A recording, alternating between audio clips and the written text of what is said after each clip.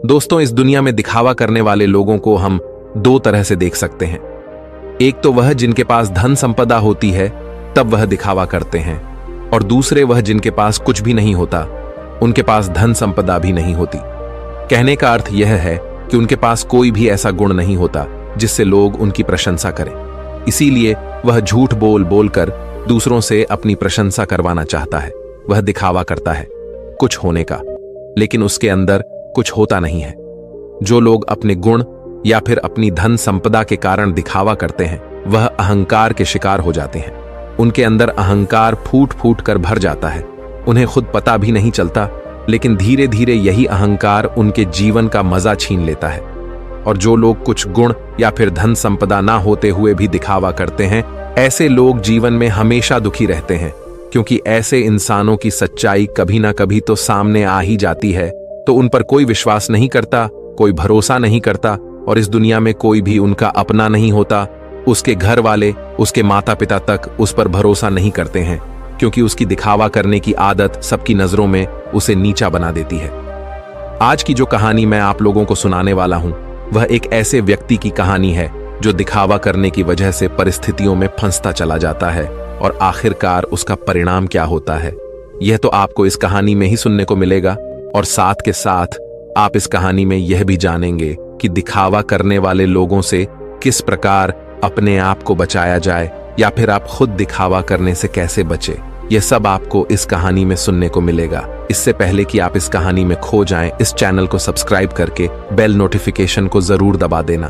कभी कभी जीवन आपको बड़ी मुश्किल में डाल देता है। ऐसे ही मुश्किल में राजेश नाम का एक युवक फंसा हुआ था। उसे अपने घर से निकले हुए बहुत समय हो गया था। कई महीने बीत चुके थे। वह अपने घर से यह कहकर निकला था कि मैं नगर में कमाने के लिए जा रहा हूं, लेकिन बहुत समय बीतने के बाद भी उसे कोई काम नहीं मिल रहा था।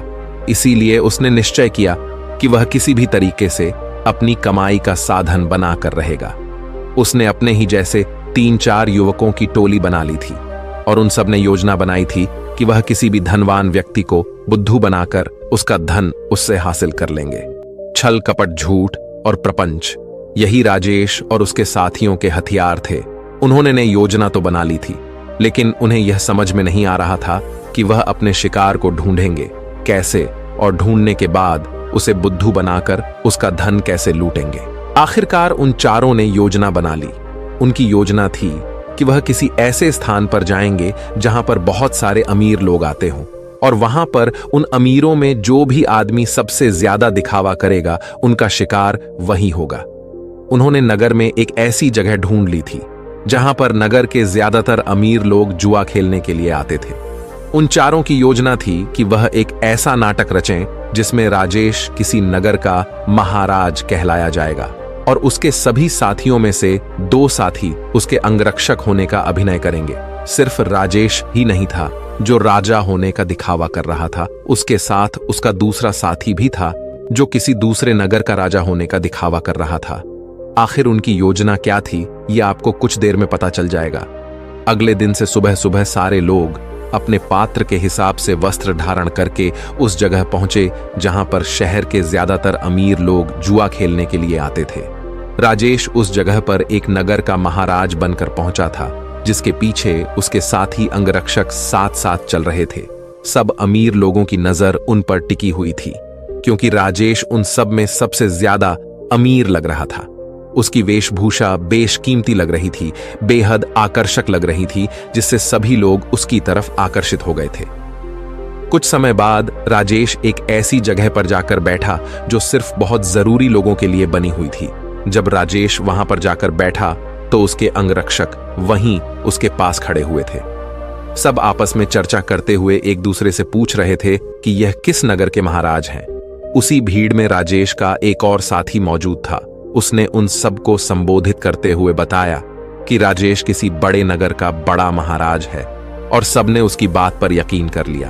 अब वह अमीर लोग जो ज्यादातर दिखावा करते थे, जो किसी बड़े आदमी से अपना सम्मान सुनने के लिए तरसते रहते थे, ऐसे लोग राजेश के आसपास मंडराने लगे थे।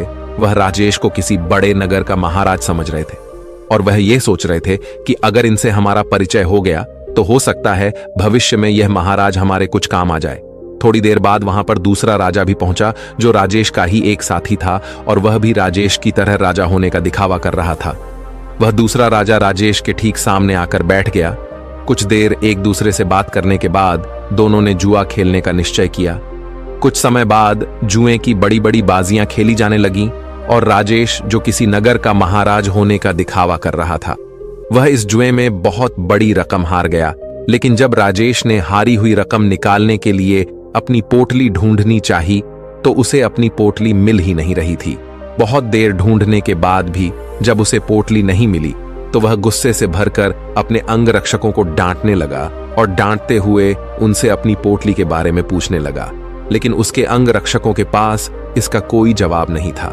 वह सब नीची गर्दन करके खड़े हुए थे।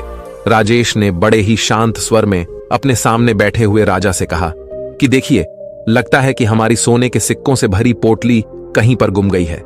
मैं मानता हूं कि मैं जुए में हारा हूं, लेकिन फिलहाल मेरे पास तुम्हें देने के लिए कुछ भी नहीं है। अगर तुम मुझे कोई अपना पता दे दो तो मैं तुम्हारे पते पर तुम्हारी रकम भिजवा दूंगा, या फिर तुम मेरे राज्य में आकर मेरे राजमहल में चले आना, वहां पर तुम्हारी पूरी रकम तुम्हें मिल जाएगी। यह सुनकर वह सामने बैठा हुआ राजा गुस्से से आग बबूला हो गया। वह राजेश को बहुत भला बुरा कहने लगा। नौबत यहां तक आ गई कि दोनों में हाथापाई शुरू हो गई। वहां पर उसके अंगरक्षक और इधर राजेश के अंगरक्षक दोनों आपस में भिड़ गए। कुछ देर बाद एक अमीर आदमी उन दोनों के बीच में पहुंचा और उन दोनों का झगड़ा सुलझाते हुए उसने कहा कि महाराज, आप मुझसे कुछ धन उधार ले लीजिए। आपको लड़ने की जरूरत नहीं है, यह आपको शोभा नहीं देता, यह आपकी शान के खिलाफ है। मैं आपको धन उधार दे देता हूं, आप मेरा धन मुझे लौटा देना। यह रहा मेरा पता। और अपना पता देते हुए उस अमीर आदमी ने राजेश को बहुत सारे सोने के सिक्के दे दिए। जितने वह जुए में हारा था उसने उसी के सामने बैठे हुए राजा के मुंह पर फेंक कर मारे और उस राजा से कहा कि हमारे लिए इन मुद्राओं की कोई कीमत नहीं है। तुम हमें जानते नहीं हो कि हम कितने बड़े महाराज हैं, हमारा नगर कितना बड़ा है, कितना खुशहाल है। अगर तुम कभी हमारे नगर में आओगे तो तुम्हें पता चलेगा इस सज्जन ने मेरी मदद की है और बदले में मैं इसे इसका इनाम जरूर दूंगा। और यह कहते हुए राजेश ने उसे अपने नगर का पता देते हुए कहा कि अगर तुम हमारी मदद नहीं करते तो शायद आज हमें अपमानित होना पड़ता, लेकिन तुमने हमारी इज्जत बचाई है और बदले में हम तुम्हें सम्मान से नवाज। तुम्हें कभी भी किसी भी चीज की जरूरत हो तो तुम बेहिचक हमारे नगर में हमारे राजमहल के अंदर चले आना। तुम्हारे लिए हमारे राजमहल के दरवाजे हमेशा खुले रहेंगे। वह अमीर आदमी तो चाहता ही यही था कि किसी तरह मेरा काम निकल जाए, किसी तरह मैं महाराज की नजर में ऊंचा बन जाऊं कि भविष्य में कोई मैं अपना काम उनसे निकलवा सकूं। थोड़ी देर बाद संध्या हो चुकी थी और संध्या समय सभी अपने घर की तरफ प्रस्थान कर गए। राजेश ने भी उस अमीर आदमी से जाने के लिए आज्ञा मांगी और कुछ समय में उसका धन वापस लौटाने का वादा करते हुए राजेश वहां से अपने अंगरक्षकों के साथ प्रस्थान कर गया। उनके द्वारा रचे गए नाटक में एक अमीर आदमी फंस चुका था, जिससे उन्होंने बहुत सारा धन भी ऐंठ लिया था। राजेश ने योजना बनाई थी कि जैसे ही वह किसी अमीर आदमी को बेवकूफ बना देगा तभी वह इस नगर को छोड़ देगा, क्योंकि यहां पर रहना अब खतरनाक साबित हो सकता था। इसीलिए उसने अपने साथी को बुलाने के लिए कहा जो दूसरे राजा का अभिनय कर रहा था, क्योंकि सोने के सिक्कों से भरी पोटली तो उसी के पास थी। लेकिन बहुत ढूंढने के बाद भी राजेश का साथी उसे कहीं नहीं मिला। अब राजेश को आभास हो गया था कि उसके साथी ने उसी को बेवकूफ बना आया है और सारा धन लेकर रफू चक्कर हो गया है। जब राजेश को इस बात का पता चला तो उसे बहुत दुख हुआ। उसे कोई रास्ता नहीं सूझ रहा था। बिना धन के वह इस नगर को छोड़ भी नहीं सकता था, क्योंकि कहीं जाने के लिए भी धन चाहिए था और जिस अमीर आदमी से उसने धन उधार लिया था वह उसे इस नगर में जरूर किसी न किसी दिन पकड़ लेगा और जिस दिन वह उसे पकड़ लेगा उसे लंबी कारावास हो जाएगी। यहां पर समझने की बात यह थी कि वह अमीर आदमी उन लोगों के बीच में दिखावा करने की कोशिश कर रहा था कि मैं राजा के कितने करीब हूं, मैं उनकी मदद करता हूं, ताकि दूसरे अमीर लोगों को यह लगे कि उसके संपर्क बहुत ऊंचे ऊंचे हैं। ये बहुत अमीर और बहुत रईस लोगों के बीच में उठता बैठता है, जिससे उसका ओहदा अपने साथियों के बीच बढ़ सके। इसीलिए उसने दिखावे की वजह से राजेश रूपी राजा को वह धन उधार दे दिया था और राजेश तो जैसा कि आप सबको पता है, वह तो इसीलिए दिखावा कर रहा था कि वह किसी को अपना शिकार बना सके। लेकिन वह कहते हैं कि जैसी करनी वैसी भरनी, दोनों को दिखावे की सजा मिली। उस अमीर आदमी का धन लुट गया और यहां राजेश को उसके साथी ने ही बेवकूफ बना दिया था। कुछ समय बाद राजेश को उस नगर के दरबारियों ने ढूंढना शुरू कर दिया, क्योंकि उस अमीर आदमी को पता चल चुका था कि उसके साथ छल हुआ है, उसके साथ कपट हुआ है, और वह किसी भी कीमत पर राजेश को ढूंढना चाहता था। इसीलिए राजेश को छुपकर जंगल के रास्ते से वह नगर छोड़कर भागना पड़ा। जंगल में छुपते छुपाते वह एक दिन एक भिक्षु की कुटिया में पहुंचा, जहां पर एक भिक्षु ध्यान कर रहा था। राजेश उस भिक्षु के चेहरे की सादगी देखकर उसकी तरफ बहुत आकर्षित हो गया। उनके ध्यान से बाहर आने का इंतजार करने लगा। कुछ देर बाद भिक्षु ने जब अपनी आंखें खोली तो उन्होंने सामने बैठे राजेश को देखा। उन्होंने राजेश से पूछा कि तुम कहां जा रहे हो और यहां पर मुझसे क्या चाहते हो। राजेश उनके चरणों में गिर पड़ा और रोते हुए उनको बोला, गुरुदेव, मैं दिखावा कर कर थक चुका हूं। मुझे कोई रास्ता नजर नहीं आ रहा। घर वालों के सामने मुझे दिखावा करना पड़ता है कि मैं नगर में कोई काम कर रहा हूं, और नगर में मैं लोगों को बेवकूफ बनाता हूं, उनके साथ छल करता हूं, कपट करता हूं। मेरा पूरा अस्तित्व दिखावे पर टिका हुआ है। कृपया करके मुझे कोई ऐसा तरीका बताएं जिससे मैं आपकी तरह सादगी भरा जीवन जी सकूं, खुश होकर, शांत होकर अपने जीवन का मजा ले सकूं। मैं थक गया हूं। भिक्षु ने मुस्कुराते हुए कहा कि सारी दुनिया दिखावा ही तो कर रही है। कोई अगर तुमसे कहता है कि तुम तो बहुत ही ईमानदार आदमी हो तो तुम खुश हो जाते हो, ये जानते हुए कि तुम एक झूठे और मक्कार आदमी हो। हर जगह, हर परिस्थिति में जब भी किसी इंसान को मौका मिलता है तो वह दिखावा करने से चूकता नहीं है। ये तुमने भी जरूर महसूस किया होगा। दिखावा करने के बाद तुम्हें तो ये लगता है कि तुम बहुत समझदार हो, तुम चालाक हो, लेकिन चालाक होने के कारण तुम्हारे जीवन की सरलता खो जाती है। तुम साधारण नहीं रह पाते, तुम हर जगह दिखावा करने की कोशिश करते हो, और इसीलिए जीवन के आनंद को तुम कभी महसूस ही नहीं कर पाते। लेकिन समझने की बात यह होती है कि आदमी दूसरे के सामने दिखावा तभी करता है जब वह सामने वाले की नजर में ऊंचा होना चाहता है। अगर तुम सामने वाले से प्रभावित नहीं होते तो तुम्हें दिखावा करने की कोई जरूरत ही नहीं रहेगी, क्योंकि तुम किसी ना किसी तरह सामने वाले आदमी को आकर्षित करना चाहते हो, उसे अपनी ओर खींचना चाहते हो, और यही दिखावे का सबसे बड़ा कारण होता है। लेकिन जो इंसान तुम्हारे दिखावा करने की वजह से तुम्हारी तरफ आकर्षित हुआ है, तो कल अगर उसे तुम्हारी सच्चाई पता चलेगी तो वह तुमसे दूर भी हो जाएगा। इसीलिए दिखावा करने की वजह से अपने भी हमसे दूर होते चले जाते हैं। हमें इसका कभी एहसास ही नहीं होता और हम अकेले पड़ते चले जाते हैं। आखिरकार हम पाते हैं कि हमारे आसपास कोई भी मौजूद नहीं है जिसे हम अपना कह सके, जिससे हम अपने दिल की बात कर सकें, क्योंकि हर इंसान के सामने हमने सिर्फ दिखावा ही किया है। लेकिन जो इंसान अपने आप को जानता है, अपने एकांत में स्थापित हो गया है, उसे किसी के आने जाने से कोई फर्क नहीं पड़ता। वह तो बस अपने एकांत का आनंद उठाता है। कोई आए तो ठीक और जाए तो भी ठीक। वह किसी को आकर्षित करने की कोशिश नहीं करेगा, और इसीलिए उसका जीवन सरल होता चला जाएगा, साधारण होता चला जाएगा।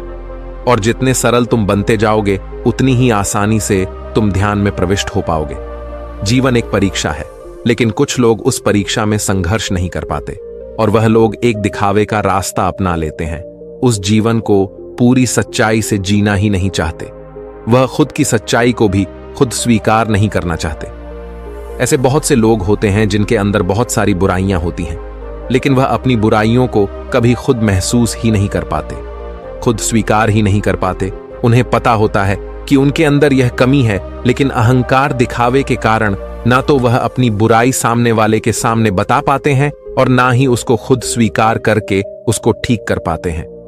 इसीलिए सबसे पहले दिखावे की दुनिया को छोड़ो, बनावटी दुनिया को दूर हटा दो, क्योंकि जब बनावटी दुनिया तुमसे दूर होगी तो ही तुम्हारा मन स्वच्छ हो पाएगा, निर्मल हो पाएगा, और जितना मन तुम्हारा निर्मल होगा उतने ही अच्छे लोग तुम्हारे संपर्क में आते रहेंगे। और जितना कपटी तुम्हारा मन होगा तो कपटी लोग ही तुम्हें मिलते जाएंगे। हमें वही लोग जीवन में टकराते हैं जिस तरह का हमारा खुद का नजरिया होता है। अगर हमारा नजरिया साफ है, शुद्ध है, तो हमें शुद्ध लोग ही टकराएंगे, और वहीं पर अगर हमारा नजरिया कपट से भरा हुआ है, धोखे से भरा हुआ है, तो हमें रास्ते में ऐसे ही लोग टकराएंगे। तुम किसी को धोखा दोगे, कोई तुम्हें धोखा देगा, और यह गोला निरंतर चलता रहता है। इस चक्र से बाहर आने का सिर्फ एक ही तरीका है। किसी को आकर्षित करने की कोशिश मत करो, किसी को भी जबरदस्ती झूठ बोलकर खुश करने की कोशिश मत करो। बस तुम अगर यह छोटा सा सिद्धांत अपना लेते हो तो तुम्हारी बनावटी दुनिया कब सच में बदल जाएगी, तुम्हें पता ही नहीं चलेगा। साधारण रहकर, सरल रहकर, ध्यान की गहराइयों से अपने जीवन का परिचय कराओ, तब तुम्हें जीवन के आनंद का पता चलेगा। तब तुम समझोगे कि जीवन के असली मायने क्या होते हैं। किसी को बेवकूफ बनाना, किसी को झूठ बोलना, जबरदस्ती दिखावा करना, यह जीवन नहीं है, यह कुछ और है। यह दुख है, यह संताप है, और यही दुखों का कारण है। इसीलिए तुम दुखों को काटना चाहते हो तो सबसे पहले इस पेड़ की जड़ को उखाड़ कर फेंको जो दिखावे का पौधा तुमने लगा रखा है। और यह कहकर वह भिक्षु कुटिया के अंदर चला गया। उनके जाने के बाद राजेश ने महसूस किया कि उसके जीवन में जितनी भी समस्याएं हैं, उसके पीछे मूलभूत कारण उसका दिखावा ही है। अगर वह दिखावा करना छोड़ देता है तो जाहिर सी बात है, वह झूठ बोलना भी छोड़ देगा। फिर कैसी भी परिस्थिति हो, वह सिर्फ सच बोलेगा, और जब सच बोलने की हिम्मत उसमें आ जाएगी तो उसका जीवन खुद ही परिवर्तित हो जाएगा। ऐसे ही विचारों में डूबा हुआ वह उस जंगल को पार कर गया। तो दोस्तों, आपने आज के इस वीडियो से क्या सीखा, वह मुझे आप कमेंट में बता सकते हैं। इसी के साथ में उम्मीद है कि आपको आज की वीडियो पसंद आई होगी, तो इस वीडियो को उस इंसान को शेयर करें जिससे ये कहानी सुनने की जरूरत है, और उसी के ठीक बाद चैनल को सब्सक्राइब करें। तो चलिए फिर मिलते हैं।